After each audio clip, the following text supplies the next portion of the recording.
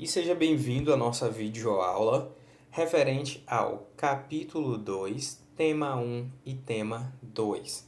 Só lembrando, para quem tem um livro didático, você pode estar acompanhando através do livro didático que tem tudo lá. E para quem não tem o livro didático, você pode estar acompanhando também através do slide que vai ter a maioria das coisas aqui, as coisas principais. E o nosso tema de hoje que nós vamos debater sobre essa aula é sobre energia elétrica. Lembrando que essa aula é para o 8º ano, certo?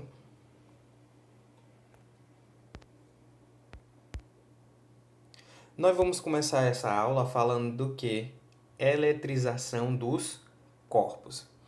Mas antes de falar sobre propriamente a eletrização do corpos, nós vamos lembrar, quando eu falo dos corpos, não estou falando propriamente dos corpos apenas biológicos, nossos corpos.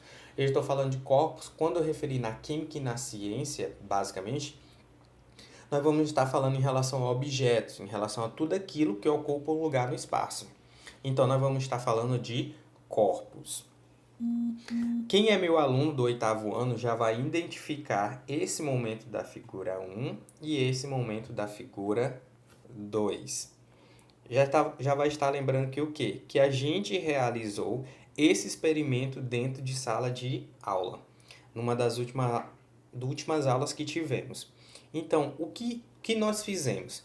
Nós pegamos um tecido e pegamos uma caneta e atritamos um no outro.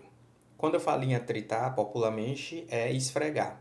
Nós esfregamos o tecido na caneta rápido e com força, certo? E a partir daí, eu pedi para que os alunos colocassem a caneta próximo de vários pedaços de papel. O resultado foi que esse papel foi atraído pela caneta. Eles ficaram grudados na caneta. E isso é referente ao quê? É isso que nós vamos aprender a partir de agora.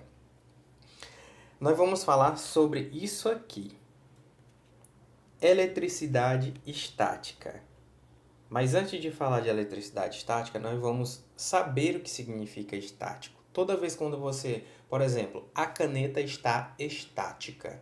Se a caneta está estática, nós podemos dizer que a caneta está em repouso, a caneta está parada. O carro está estático, o carro está parado. O computador está estático, o computador está parado. Então, a eletricidade estática é uma eletricidade parada. Mas parado aonde? Justamente nos objetos, nos corpos.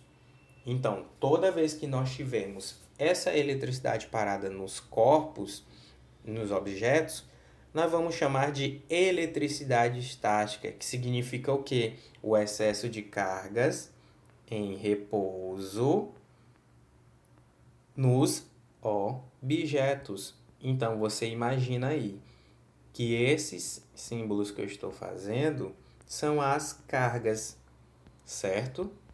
Então, você vai lembrar que eletricidade estática é o excesso de cargas em repouso em um objeto. Aqui no pano nós temos o excesso de cargas dessa eletricidade estática e aqui na caneta nós temos o excesso de cargas também, paradinho ali em repouso. Então, vai ter a eletricidade estática no pano e eletricidade estática na caneta. A partir do momento que eu atritar, esfregar o pano na caneta, o que vai acontecer? Vai acontecer a eletrização dos corpos, certo? A partir do momento que eu esfregar o pano na caneta, vai acontecer uma eletrização dos corpos. Então, veja bem como eu estou desenhando aí.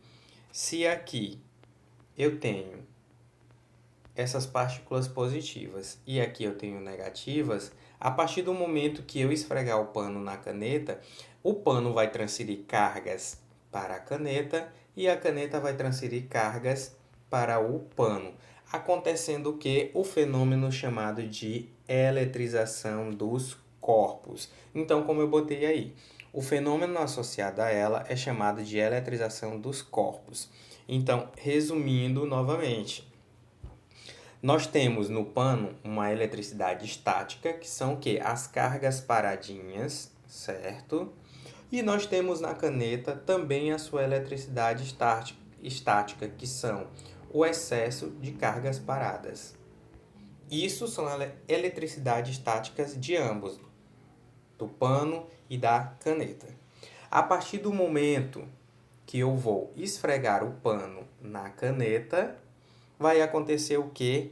A eletrização dos corpos, que é onde as cargas da caneta vão para o pano e as cargas do pano vão para a caneta.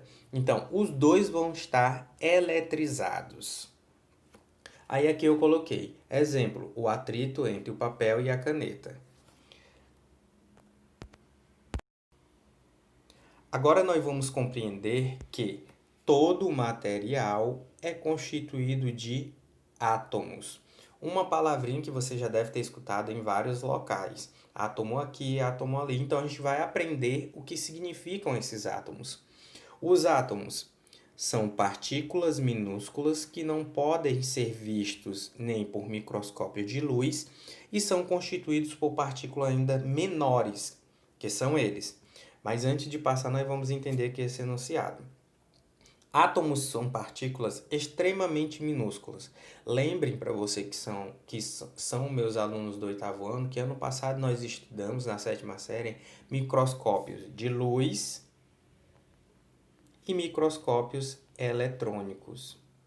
Lembrem também que a potência do microscópio de luz ela é muito maior que o eletrônico. Mesmo assim, esse microscópio de luz ele não consegue analisar os átomos, não consegue enxergar esses átomos. A gente não consegue ver esses átomos a partir do microscópio de luz, porque eles são muito pequenos. Então, átomos são partículas minúsculas que não podem ser vistas nem por microscópio de luz e são constituídos por partículas ainda menores, que são eles: os prótons e os elétrons. Tá aqui, os prótons e os elétrons. Aqui nós temos uma figura, usualmente, certo? Que nós simbolizamos para entender fisicamente, mais ou menos, como seria um átomo. Mas aí você me pergunta, mas professor, o senhor acabou de dizer no enunciado que o átomo é tão pequeno e minúsculo que ele não pode ser visto nem por um microscópio de luz. Sim, mas para podermos imaginar, foi criado mais ou menos essa figura do átomo, para a gente ter em mente na cabeça mais ou menos do que a gente está falando. Então, usualmente nós vamos usar essa figurinha aqui, que vocês já devem ter visto em vários lugares, na internet, em livros e em outras coisas. Então, como eu falei para vocês, o átomo é uma partícula muito pequena e que possui outras partículas menores ainda que o compõem. Então, são eles, os prótons e os elétrons. E o que são esses prótons? Os prótons são dotados de cargas positivas e estão no núcleo dos átomos. Como vocês podem ver aqui na figura, que é a figura do átomo, está aqui o próton mencionado dentro do núcleo do átomo. Então, a gente já pode estar botando o sinalzinho de positivo aqui, porque no enunciado não fala, são dotados de cargas positivas e estão no núcleo dos átomos. Então, a gente já vai colocar o sinal de positivo aqui. Então, o próton são dotados de cargas positivas e estão no núcleo dos átomos. Aqui são mencionados os prótons. Professor, e os elétrons? Os elétrons são dotados de cargas negativas e se movimentam ao redor do núcleo. Tá aqui os elétrons. Professor, e o que significa essa linha aqui que dá a volta no elétron? Isso nós vamos estudar mais para frente, assim como esse outro nome que tem aí, o núcleo, em outras unidades mais para frente, para não complicar. Esse movimento que o elétron faz são chamados de eletrosfera, ele compõe a eletrosfera, mas isso são questões para outros capítulos. Mas o que eu quero que vocês entendam agora é só isso, só sobre as partículas, prótons e elétrons. E que o próton são cargas positivas que estão localizadas no núcleo do átomo. E que o elétron são cargas positivas localizadas no núcleo do átomo, e que o elétron são cargas negativas que estão se movimentando ao redor desse núcleo. Essa linha é para demarcar o movimento que os elétrons fazem. Então, se você tem um elétron aqui, ele vai fazer o movimento circular. Se você tem um outro elétron, ele vai fazer o movimento circular. Se você tem outro elétron aqui, ele vai fazer o movimento circular. Tudo isso ao redor do núcleo, que é positivo, composto por prótons. Então, só recapitulando e resumindo. Prótons, partículas positivas, estão localizados no centro do átomo, no núcleo do átomo. Elétrons, partículas negativas, estão localizados ao redor do núcleo do átomo, se movimentando. Por isso que tem essas linhas, que são o que? Demarcando o movimento dos elétrons. Então, um átomo usualmente é isso. Núcleo positivo com partículas negativas se movimentando ao seu redor, que são os elétrons. Entre as cargas elétricas ocorre uma interação natural. Agora prestem atenção que é bem interessante isso aqui e um dos principais conceitos para a gente estar entendendo como se movimentam essas cargas, como interagem essas cargas. Então, nós vamos entender. É bastante fácil. Essa interação natural entre essas cargas, elas vão dar da seguinte maneira. Ou elas vão se atrair, ou elas vão se repelir. Quando eu falo em atrair, vocês sabem, uma se aproxima da outra. Quando eu falo em repelir, repulsão, elas vão se distanciar. Então, vamos aqui para o enunciado. Os sinais das cargas. Quando os sinais das cargas forem diferentes, uma negativa e uma positiva, ocorre uma atração. Então, veja, se você tem uma carga negativa e uma carga positiva, vai ocorrer uma atração. Vamos aqui para a figura do lado. Eu tenho uma carga positiva e uma carga negativa, vai ocorrer, como diz a seta aqui, ó, mostrando a setinha, vai ocorrer uma atração. Elas vão estar se atraindo uma para perto da outra. Sempre, recapitulando, sempre quando você tiver uma carga positiva e outra carga diferente negativa, elas vão se atrair, ok? Agora, quando os sinais das cargas forem iguais, o que vai acontecer? Vamos prestar atenção aqui para a figurinha. Eu tenho uma carga positiva e outra carga positiva, elas vão se repelir, certo? Vai acontecer a repulsão, o distanciamento entre elas. Tem uma carga negativa e uma carga negativa, elas vão se repelir. Vai acontecer a repulsão. Então, é muito fácil. Como que ocorre essa interação natural? Eu acho que deu para vocês entenderem em casa. Então, vamos lá rapidamente, resumindo. Tem uma carga de sinal negativo e uma carga de sinal positivo, elas vão se aproximar, se atrair. Tem uma carga de sinal igual negativo, elas vão se distanciar, elas vão se repelir. Da mesma forma, tem uma positiva e uma positiva, não são iguais? Elas vão se repelir. É só isso, é muito fácil. Duas cargas diferentes, elas se atraem. Duas cargas iguais, sendo, pode ser positiva ou positiva, se repelem. Negativa e negativa se repelem, certo?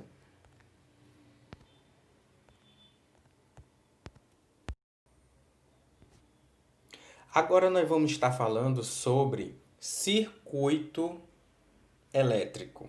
E o que é esse circuito elétrico? É um conjunto de componentes conectados a uma fonte de tensão e por onde pode passar uma corrente elétrica. Então, ele já dá aí uma deixa de que o circuito elétrico, olhando aqui para a figura número 3, que é o exemplo que vai estar chegando mais perto do circuito elétrico. É o que? É um conjunto de componentes, está aqui a lâmpada, está aqui o interruptor e está aqui a fonte de tensão, conectados a uma fonte de tensão por onde passa uma corrente elétrica, certo? Então, isso é um circuito elétrico, que é um conjunto desses componentes completo. Você tem aqui a fonte de tensão, que é o que vai gerar a energia desse circuito. Tem os fios, vamos lá. Tem a fonte de tensão, que é onde vai gerar energia. Tem os fios. Tem a lâmpada, que vai ser a receptora dessa energia. E tem o interruptor, que é o que vai controlar essa energia, se ela vai ou não. Então, todo esse complemento nós chamamos de circuito elétrico. Repetindo, circuito elétrico é o conjunto de componentes conectados a uma fonte de tensão por onde passa uma corrente elétrica. Por exemplo, nós temos aí como exemplo o drone. Toda coisa que funciona eletricamente, ela vai possuir esse circuito, na qual a corrente elétrica vai ficar girando, certo? Em torno desse circuito, fazendo com que algo funcione. No caso do drone, dentro do drone tem um circuito elétrico nesse sistema aqui, que vai fazer com que essa energia mantenha o drone voando, o drone filmando, ele se movimentando. Então, dentro desse drone é um exemplo de circuito elétrico. A próxima explicação é para gerador elétrico. O gerador elétrico é a fonte elétrica para o circuito. Então, meus alunos e alunas, está muito fácil você saber. Tem aqui o circuito. No caso, o gerador elétrico, que é a fonte elétrica, que é a fonte de tensão desse circuito, é o que? A pilha. Então, toda vez que tiver uma fonte de alimentação do circuito, ela é chamada de gerador elétrico. Está aqui o circuito completo, você vê a fonte que vai gerar a energia do circuito, é a pilha, que é chamada de gerador elétrico. Então, gerador elétrico é a fonte de energia elétrica para o circuito. Toda vez que falou de gerador elétrico, é aquele que vai manter o circuito energizado, certo? No caso também, por exemplo, um relógio. Um relógio que mantém, qual é o gerador elétrico que mantém esse relógio funcionando? A bateria. Então, dentro do relógio existe uma bateria, que no caso é o gerador elétrico, que vai fazer com que isso funcione. Agora nós vamos falar da corrente elétrica. A corrente elétrica é o fluxo de cargas elétricas que passam pelo circuito. Lembrem que o circuito é isso aqui, que é o conjunto dos componentes conectado a um gerador elétrico. Quem é o gerador elétrico? É aquela fonte de energia que vai fazer com que o circuito funcione. E o que esse gerador elétrico vai distribuir dentro desse circuito? Vai distribuir energia elétrica. Essa energia, esse fluxo dessas cargas dessa energia é chamado de corrente elétrica, certo? Então, aqui temos o circuito, temos o gerador elétrico, que vai distribuir a corrente elétrica dentro desse circuito. E o responsável por levar essa energia de um ponto a outro é chamado de quê? De fio elétrico. Vejamos bem aqui no circuito. Eu vou montar aqui o circuito rapidinho aqui embaixo. Aqui a pilha, aqui os fios, aqui uma lâmpada e aqui o outro fio. O responsável de estar levando a energia do gerador elétrico até os pontos levando essa corrente elétrica, é o fio elétrico, que é quem estabelece o caminho da corrente elétrica. Então, vocês já podem ter visto nos fios aí em casa, em algum lugar, ou os pais de vocês trabalhando, que o fio ele é da seguinte forma aqui. Ele possui uma capinha de plástico e possui internamente uma parte de metal. Esse metalzinho de dentro, eles são chamados de quê? De condutores elétricos. Então, é usado dentro do fio, são os melhores condutores elétricos. Como eu botei aqui, ó. A parte metálica do fio é feita com materiais que tenham facilidade de conduzir eletricidade, no qual são chamados de condutores elétricos. Então, todo metal, qualquer coisa que conduzir energia elétrica é chamado de condutores elétricos. Resumindo, tem aqui o fio, certo? A parte interna, ela é responsável pela condução elétrica. Por isso é que são utilizados os metais. É por isso que essa parte interna, elas são utilizados os metais, que os metais estão entre os melhores condutores elétricos. E tem que haver, ó, vamos aqui de novo desenhar os fios. Então, para que essa energia seja percorrendo esse caminho, ela tem que haver uma condutividade, certo? Ela tem que haver um material que apresente essa condutividade, que é o quê? Essa condução dessa eletricidade. E essa condução vai ser gerada a partir desse material que vocês podem ver que é um metalzinho que tem sempre dentro do fio.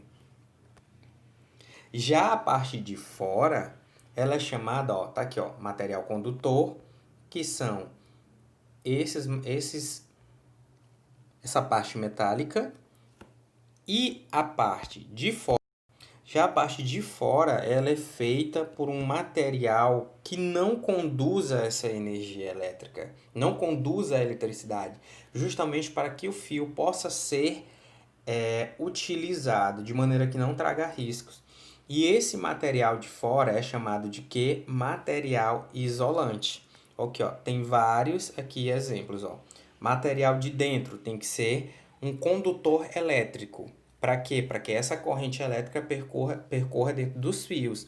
Então, esse material condutor são os metais, certo? E o material externo tem que ser um material isolante, que é justamente para que isole essa eletricidade, para que quem for manusear esse fio não leve choque. Então, internamente, lembre-se, é um material condutor e fora é um material isolante, que é aquele que não conduz corrente elétrica, justamente para a gente poder manusear o fio.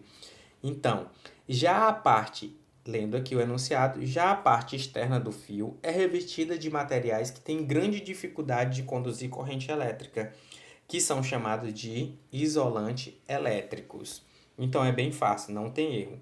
Dentro do fio, por que existem esses metais? Porque eles conduzem a eletricidade, certo? A eletricidade percorre dentro do fio através desse material interno. E fora do fio, são usados esses materiais que não conduzem corrente elétrica, que são chamados de material isolante, justamente para a gente poder manusear esses fios. E para finalizar o nosso conteúdo, nós vamos falar de quê? Uma coisa que também nós temos todos em nossas casas e que nós praticamente em todos os lugares, que são o quê? Os interruptores, certo? Que são o quê? Componentes do circuito elétrico. Qual é a função quais são as funções dos interruptores? Eles são responsáveis por permitir ou não a passagem de corrente elétrica. Nós vamos entender melhor como funciona essa questão da utilização dos interruptores no circuito elétrico. É só a gente saber do seguinte: o interruptor acionado, ele ligado, o circuito elétrico é fechado. O interruptor não acionado, o circuito elétrico está aberto. É só você pensar o seguinte: